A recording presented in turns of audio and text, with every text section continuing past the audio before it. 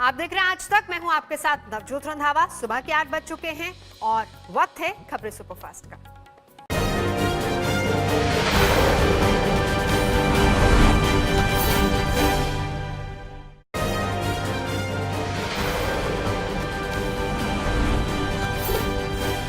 सुशांत सिंह राजपूत की आज तक को डायरी मिली है जिसमें उन्होंने 2020 का प्लान तैयार किया था। 2020 के प्लान को सुशांत ने 3 हिस्सों में बांट रखा था। पहले हिस्से में बॉलीवुड के अलावा हॉलीवुड में काम करना शामिल था। दूसरे हिस्से में कुछ क्रिएटिव काम करना चाहते थे।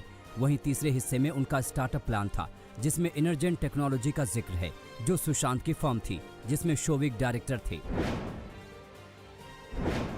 सुशांत सिंह की डायरी में बहन प्रियंका सिंह का भी जिक्र है जिन्हें अपनी कंपनी में और काम में हिस्सा बनाने का जिक्र है। वहीं रिया डायरी में नजर नहीं आ रही हैं।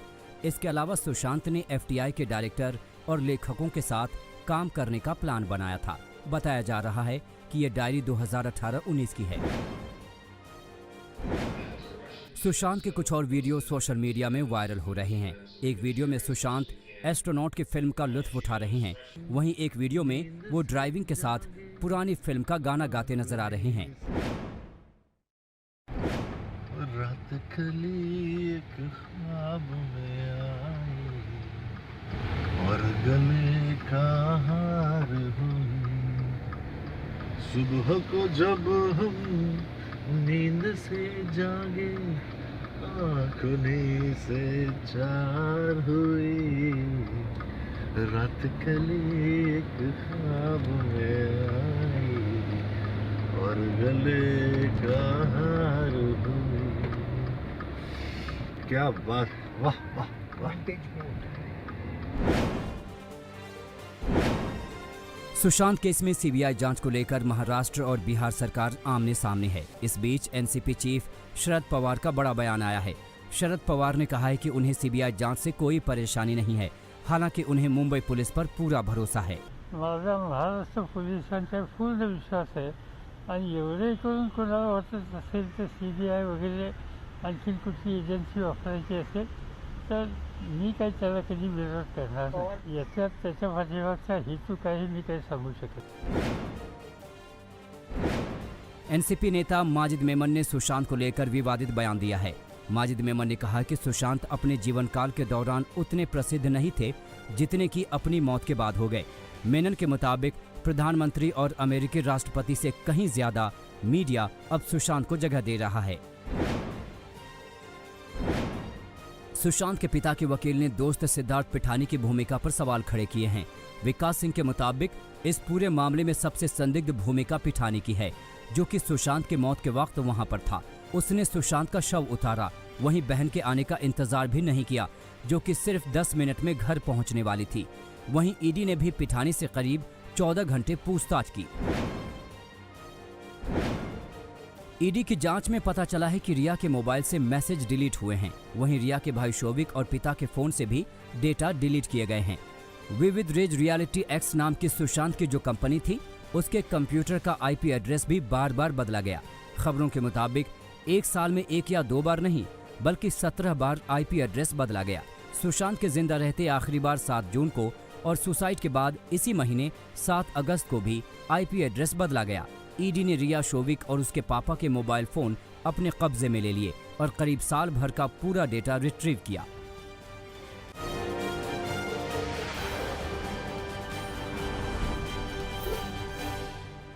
सुशांत सिंह राजपूत केस में रिया की अर्जी पर आज सुप्रीम कोर्ट में फिर सुनवाई होगी। आखिरी सुनवाई में जांच को लेकर सुप्रीम कोर्ट ने अपना फैसला सुरक्षित रखा था। आज सुप्रीम कोर्ट अपने फैसले में ये तय करेगा कि बिहार में दर्ज FIR को मुंबई में ट्रांसफर किया जाए या नहीं। साथ ही सुप्रीम कोर्ट ये भी फैसला करेगा कि मामले में CBI जांच करे या नहीं। बिहार सरकार को निशाने पर लेते हुए महाराष्ट्र में मंत्री एकनाथ शिंदे ने कहा कि सुशांत सिंह राजपूत केस में गंदी राजनीति हो रही है। जांच के लिए मुंबई पुलिस समर्थ है। बिना सबूत के आरोप लगाना उचित नहीं। देखिए, ये गंदी राजनीति है। ये जानबूझकर किसी को बदनाम करने का ये साजिश है। पुलिस पूछताछ जांच कर रही है और मुंबई पुलिस के ऊपर उसकी कार्यक्षमता के ऊपर प्रश्न चिन्ह लगाना ये गलत है। और इसलिए जो भी है ये राजनीति है।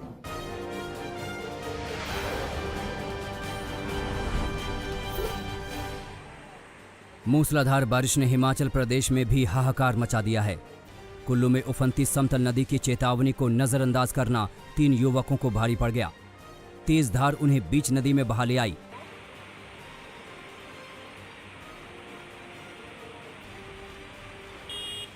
घंटों तक जान मुश्किल में फंसी रही। जब गांव वालों को पता चला तो टायर और रस्सियों की मदद से उन्हें निकाला गया।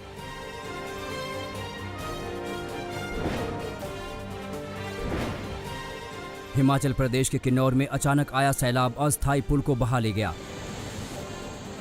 पहाड़ों से पानी के साथ बहकर आए मलबे में कई वाहन भी दब गए, जिन्हें भारी नुकसान पहुंचा है। गनीमत रही कि किसी राहगीर की जान नहीं गई।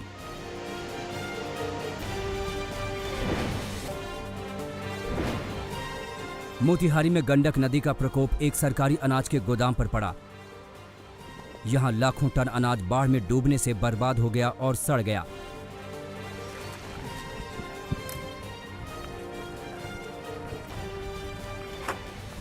ये मामला जिले के केसरिया खाद्य निगम का है। डीएम ने जांच के आदेश दिए हैं कि आखिर बाढ़ से पहले गोदाम को क्यों नहीं खाली किया गया।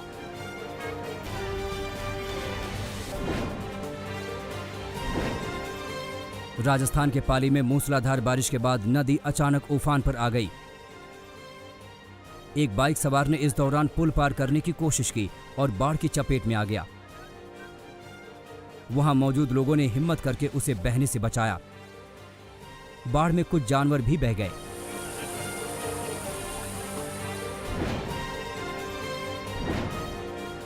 बिहार के छपरा का दिल दहला देने वाला मंजर देखिए। 2 मंजिला पक्का मकान देखते ही देखते भरभरा कर धड़ाम हो गया।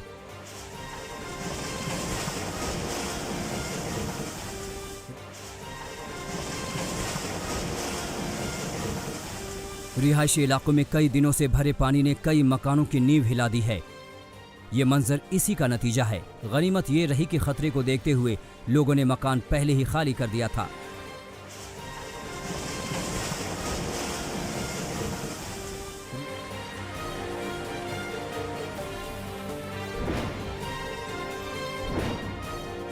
ऋषिकेश हरिद्वार बाईपास से गुजरती नदी की धार देखते ही देखते उफान पर आ गई।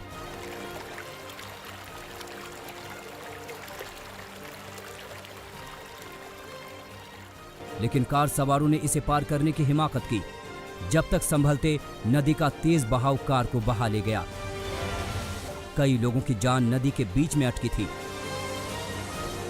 आखिरकार रेस्क्यू टीम ने लोगों को सही सलामत बाहर निकाला।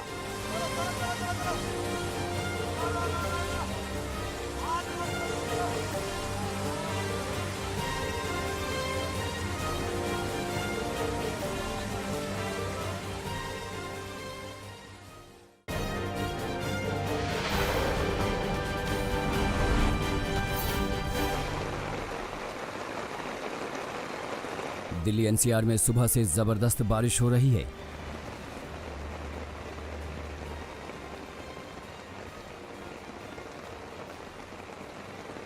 कई इलाकों में बारिश इतनी मूसलाधार हुई कि विजिबिलिटी बेहद कम हो गई। बारिश से जगह जगह जल जमाव भी हो गया है। ये नई दिल्ली रेलवे स्टेशन की तड़के सुबह की तस्वीरें हैं।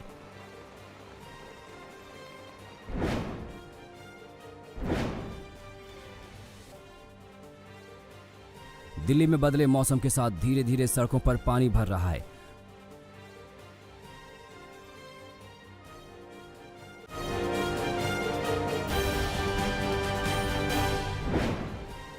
प्रधानमंत्री मोदी आज सुबह 11 बजे टैक्स से जुड़े एक नए प्लेटफॉर्म की शुरुआत वीडियो कॉन्फ्रेंसिंग के जरिए करेंगे। इससे टैक्स के मामले में पारदर्शिता बढ़ेगी। 15 अगस्त से पहले इस प्लेटफॉर्म के जरिए ईमानदार करदाताओं को प्रोत्साहित करने की व्यवस्था शुरू हो जाएगी। इस मौके पर वित्त मंत्री निर्मला सीतारमण, वित्त राज्य मंत्री अनुराग ठाकुर भी मौजूद रहेंगे, जबकि देश भर के प्रिंसिपल चीफ कमिश्नर और चीफ कमिश्नर वीडियो कॉन्फ्रेंसिंग से जुड़ेंगे। केंद्रीय प्रत्यक्ष कर बोर्ड ने हाल में कॉर्पोरेट टैक्स को घटाकर 30% से 22% तक कर दिया है। यूपी के मुख्यमंत्री योगी आदित्यनाथ ने शहीद जवान के परिवार को 50 लाख की आर्थिक मदद देने का ऐलान किया है। जौनपुर निवासी सेना के जवान जिलाजीत यादव कश्मीर में आतंकवादियों से मुठभेड़ में शहीद हो गए थे। सीएम योगी ने परिवार के एक सदस्य को सरकारी नौकरी देने और जौनपुर के एक सड़क का नाम शहीद के नाम पर करने की घोषणा की है। पंजाब में कैप्टन सरकार ने 12वीं के छात्रों को तोहफा दिया है। प्रदेश भर में 12वीं के बच्चों को स्मार्टफोन बांटे गए हैं। पंजाब स्मार्ट कनेक्ट स्कीम के तहत स्मार्टफोन बांटने के लिए सरकार ने 92 करोड़ रुपए खर्च किए हैं। 6 छात्रों को खुद कैप्टन अमरिंदर सिंह ने फोन देकर इसकी शुरुआत की, जबकि 26 अलग अलग जगहों में उनके मंत्रियों और विधायकों ने फोन बांटे। बेंगलुरु हिंसा मामले में राज्य सरकार एक्शन लेने की तैयारी में है। इस हिंसा में हुए नुकसान की भरपाई राज्य सरकार अब उपद्रवियों से करेगी। हिंसक भीड़ ने करीब 300 कारें जला दी थीं और कांग्रेस विधायक के घर के अलावा कई मकानों को आग लगा दी थी। वहां के थाने को भी उपद्रवियों ने आग के हवाले कर दिया, जिसमें 60 पुलिसकर्मी भी घायल हुए हैं। हिंसा में 3 लोगों को जान गंवानी पड़ी। इस मामले में एसडीपीआई नेता मुजम्मिल पाशा समेत करीब 145 लोग गिरफ्तार हुए हैं।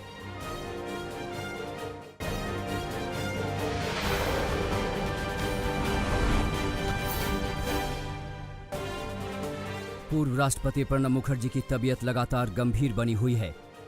वो अभी भी वेंटिलेटर पर हैं। बेटे अभिजीत मुखर्जी ने ट्वीट कर दुआओं की अपील की है। वहीं पश्चिम बंगाल में सेहत में सुधार के लिए यज्ञ किया गया। 2 दिन पहले प्रणब मुखर्जी की ब्रेन सर्जरी हुई थी, जिससे पहले उनके कोरोना होने की पुष्टि हुई थी। कांग्रेस प्रवक्ता राजीव त्यागी का दिल का दौरा पड़ने से निधन हो गया है। राजीव त्यागी की तबीयत अचानक खराब हो गई थी। उन्हें गंभीर हालत में गाजियाबाद के यशोदा अस्पताल में भर्ती कराया गया था, जहां उन्होंने अंतिम सांस ली। दिन में राजीव त्यागी ने टीबी डिबेट में हिस्सा लिया था, जहां उनकी तबीयत ठीक थी। कांग्रेस अध्यक्ष सोनिया गांधी, सांसद राहुल गांधी और कांग्रेस महासचिव प्रियंका गांधी ने राजीव त्यागी के निधन पर गहरा शोक जताया है। तीनों नेताओं ने राजीव त्यागी की पत्नी से बात की है और उन्हें सांत्वना दी है। वहीं राहुल गांधी ने ट्वीट किया कि कांग्रेस ने एक बब्बर शेर खो दिया। गहलोत सरकार 14 अगस्त को विधानसभा सत्र शुरू होने की तैयारी कर रही है। सत्र से पहले सीएम अशोक गहलोत ने ट्वीट किया कि लॉकडाउन के दौरान आर्थिक संकट और कोरोना को लेकर चर्चा होगी और विपक्ष का पूरा सहयोग मिलने की उम्मीद जताई। राजस्थान में सत्र शुरू होने के पहले बीजेपी ने भी बैठक बुलाई है। यहां पार्टी के विधायकों को आज 11 बजे बीजेपी ऑफिस बुलाया गया है, जिसमें विधानसभा सत्र को लेकर रणनीति पर चर्चा हो सकती है। वसुंधरा राजे के भी मीटिंग में शामिल होने की उम्मीद है। जयपुर में परिवहन मंत्री प्रताप सिंह खाचरियावास से ईडी ने करीब 6 घंटे लंबी पूछताछ की, जिसमें सिर्फ 2 बार ब्रेक दिया गया। ये जमीन की खरीद से जुड़े मामले में ईडी पूछताछ कर रही है, जिसे लेकर उन्हें पिछले हफ्ते नोटिस दिया गया था।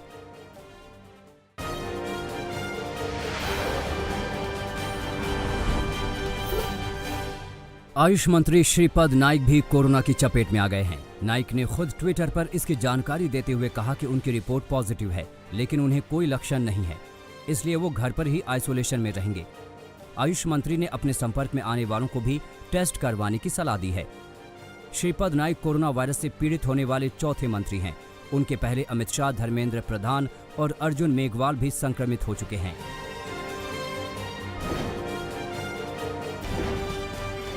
बुधवार को देश में एक दिन में कोरोना के स्वस्थ होने वालों की सबसे बड़ी संख्या दर्ज हुई। केंद्र सरकार के आंकड़ों के मुताबिक 56,110 लोगों ने बुधवार को कोरोना को मात दी। आंकड़ों के मुताबिक देश में कोरोना से औसत रिकवरी दर 70% से ज्यादा हो गई है। इसके साथ ही देश भर में एक दिन में सबसे ज्यादा 7,33,449 टेस्ट किए गए।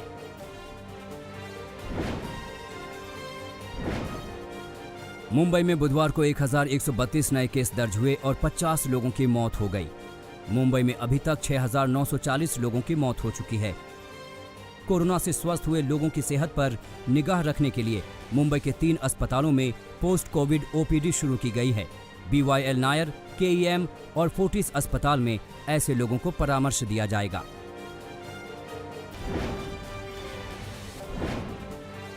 कर्नाटक में कोरोना मामलों ने फिर से रफ्तार पकड़ ली है। बुधवार को राज्य में 7,883 नए मरीज सामने आए। इनमें से करीब 2800 केस सिर्फ बेंगलुरु में हैं। पश्चिम बंगाल में भी कोरोना रफ्तार पकड़ रहा है। बुधवार को करीब 3,000 नए कोरोना मरीज सामने आए। जबकि 54 लोगों की मौत हो गई। बंगाल में कुल कोरोना केस 1 लाख के पार जा चुके हैं।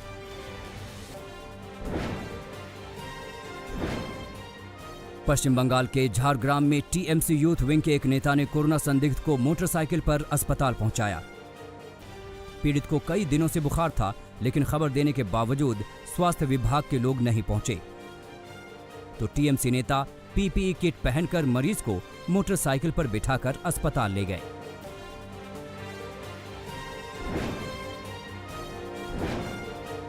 एमपी में कोरोना संकट के मद्देनजर पुलिसकर्मियों की छुट्टियां रद्द कर दी गई हैं। दरअसल कई मामलों में छुट्टियों से ड्यूटी पर लौटे पुलिसकर्मी कोरोना पॉजिटिव पाए गए, जिससे उनके साथ के लोग भी संक्रमित हुए। इसके चलते इमरजेंसी को छोड़कर पुलिसकर्मियों के हेडक्वार्टर छोड़ने पर पाबंदी लगा दी गई है। कांग्रेस ने इसे पुलिसकर्मियों के साथ ज्यादती बता रही है। एमपी में अब तक 720 पुलिसकर्मी कोरोना से संक्रमित हो चुके हैं।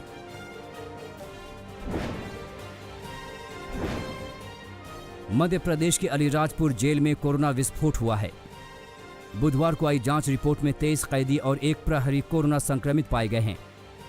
रिपोर्ट आने के बाद जिला जेल में हड़कंप मच गया है।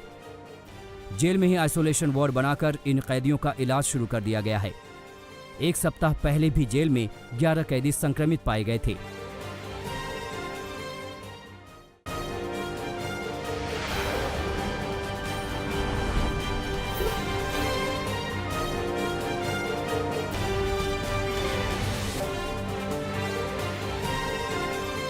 बुलंदशहर में सुदीक्षा भाटी केस की जांच के लिए एसआईटी की टीम उनके घर पहुंची।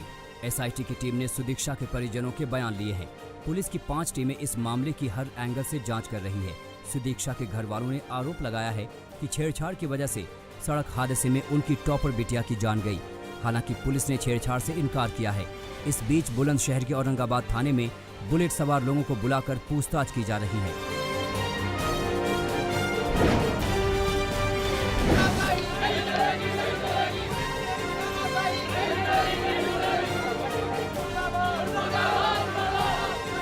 अलीगढ़ के गोंडा थाने में बीजेपी के विधायक और थाना अध्यक्ष के बीच जमकर विवाद हो गया।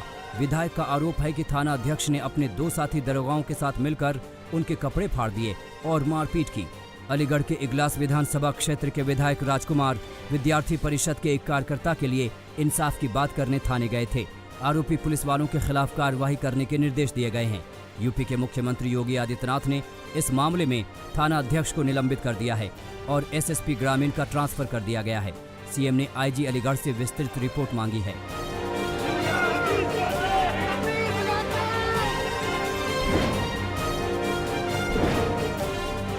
ग्रेटर नोएडा के दादरी टोल प्लाजा में अचानक गोली चलने से हड़कंप मच गया। जांच में पता चला कि टोल प्लाजा के पास बोतल बंद पानी बेचने को लेकर झगड़ा हुआ। एक शख्स को गोली लगी है, जिसे अस्पताल में भर्ती कराया गया है। पुलिस ने केस दर्ज कर लिया है। दोनों ही पक्ष वहां दुकान खोलना चाहते थे।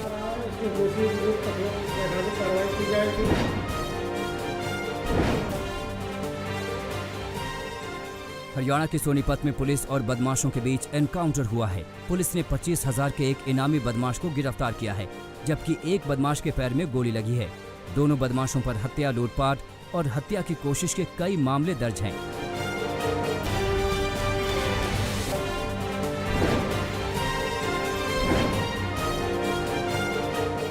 पश्चिमी यूपी के अमरोहा में बदमाशों ने एक डॉक्टर का अपहरण कर लिया है। पुलिस की वर्दी में बदमाश कार में आए और डॉक्टर को उनके घर से उठा ले गए।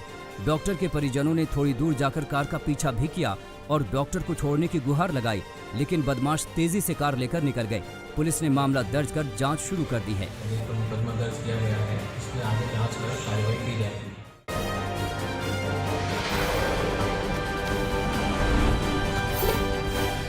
कश्मीर में आतंकवादी तंजीमों को फंडिंग करने के आरोप में 3 लोगों को गिरफ्तार किया गया है। ये तीनों नॉर्थ कश्मीर में सक्रिय आतंकवादियों को कैश और दूसरी जरूरत का सामान मुहैया कराते थे।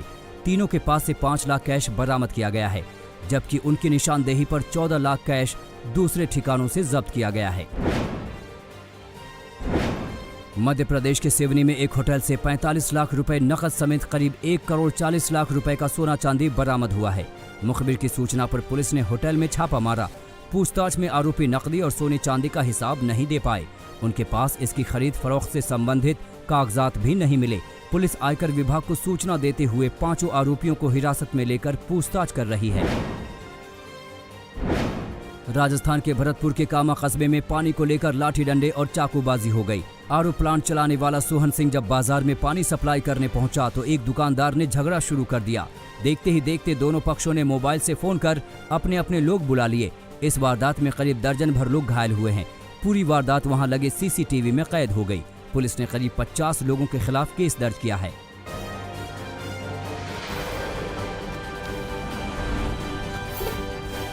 अमेरिकी राष्ट्रपति चुनाव में डेमोक्रेटिक पार्टी के उम्मीदवार जो बाइडेन ने सांसद कमला हैरिस को उपराष्ट्रपति पद के लिए अपना उम्मीदवार बनाया है। कमला हैरिस वर्तमान में कैलिफोर्निया की सीनेटर हैं। कमला की मां भारतीय हैं और पिता जैमकन मूल के हैं। कमला हैरिस की उम्मीदवारी पर अमेरिकी राष्ट्रपति ट्रंप ने हैरानी जाहिर की है और कहा है कि कमला हैरिस ने कभी बाइडेन का सम्मान नहीं किया। इसके बावजूद उन्हें उपराष्ट्रपति पद का उम्मीदवार बनाया गया।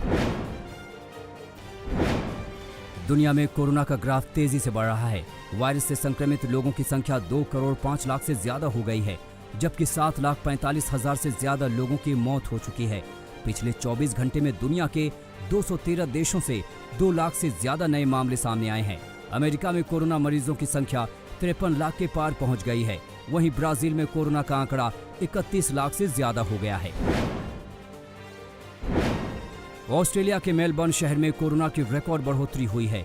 यहां 24 घंटे में कोरोना के 410 नए मामले सामने आए हैं, जबकि 21 लोगों की मौत हो गई है। इसे देखते हुए कई इलाकों में सख्त लॉकडाउन और रात का कर्फ्यू लागू कर दिया गया है। अमेरिकी राष्ट्रपति डोनाल्ड ट्रंप ने एक बार फिर स्कूल खोलने की बात दोहराई है, लेकिन ज्यादातर पेरेंट्स अभी स्कूल खोलने के पक्ष में नहीं हैं।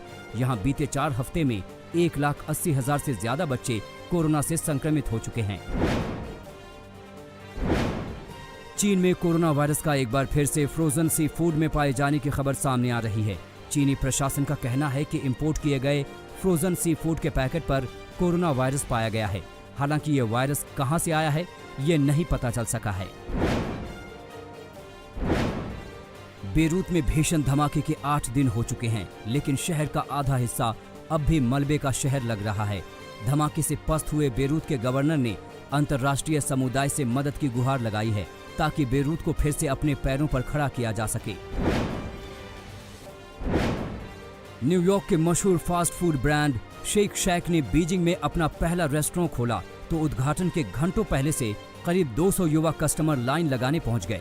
युवाओं में इसका ऐसा क्रेज है कि 18 साल की यांग फैन लाइन में सबसे पहले रहने के लिए सुबह 6 बजे ही पहुंच गई। दुनिया की 2 आर्थिक शक्तियां टकराव के मूड में आमने सामने दिख रही हैं, लेकिन युवाओं की सोच कुछ और ही है। जर्मनी के सिनसेम टेक्निकल म्यूजियम में बाइक सवार ने हैरान कर देने वाले स्टंट दिखाए। एड्रियान नाम के बाइकर ने प्लेन के विंग पर भी हैरत अंगेज स्टंट से दिल जीत लिया। स्टंट के दौरान 27 साल के जर्मन बाइकर को अपने बाइक पर जबरदस्त भरोसा नजर आया।